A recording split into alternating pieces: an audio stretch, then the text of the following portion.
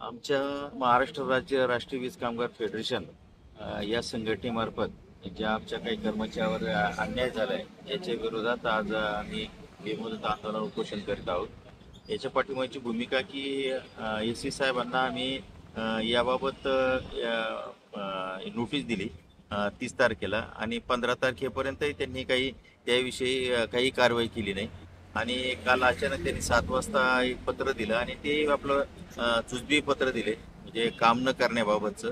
त्याच्या विरोधात आजपासून आम्ही आमचं आंदोलन उपोषण चालू ठेवत आहोत आणि जोपर्यंत न्याय मिळत नाही तोपर्यंत हे आंदोलन आमचं कंटिन्यू राहील। यामध्ये सुद्धा काही बदली धोरण आहेत। उदाहरणार्थ राहुल चरेगावकर आहेत, यांची मुलगी 12वीला आहे, तर अशा केसेस तर प्राधान्याने करावे लागतात। तसेच काही मेडिकल असतील ते प्राधान्याने करावे लागतात। तर अशा पद्धतीने काही शब्द दिले असताना परत शब्द फिरवणं आणि परत त्याविषयी म्हणजे प्रशासनाची याबाबत त्यांच्याकडून आम्हाला निराशाच आलेली, म्हणून आज आम्ही आज हे आंदोलन करीत आहोत आणि आज जर आम्हाला चर्चेला बोलवलं नाही तर हे आंदोलन आपलं कंटिन्यू राहील। मी राहुल हनुमान चरेगावकर आपणास निदर्शनास आणून देऊ इच्छितो की मी वारंवार प्रशासनाला भेटलो असता त्यांनी नुसते आश्वासन दिले। महावितरण कंपनीच्या नियमाप्रमाणे आणि प्रशासकीय परिपत्रका नियमाप्रमाणे उच्चस्तर लिपिक मासं या कॅडरची यांनी बदलीच काढलेली। त्यांनी काढतो म्हटले ते 7 तारखेपर्यंत त्यांनी मला आश्वासन दिलं। 7ला सांगितलं बदली प्रोसिजर थांबल्या, म्हणून मी शेवटी बदली काढण्यासाठी त्यांना आमरण उपोषणचं नोटीस दिलेलं।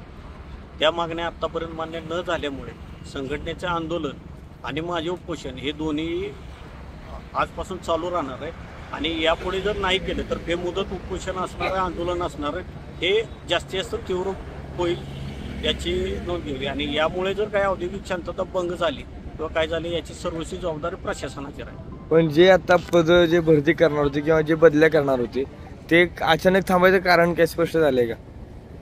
नाही तसं काय स्पष्ट झालं। उगीच त्यांनी ते असं केलं तर वाटतंय का तुम्हाला? काय सर्व कॅडरच्या बदल्या केल्यात, एक कॅडर सोडून।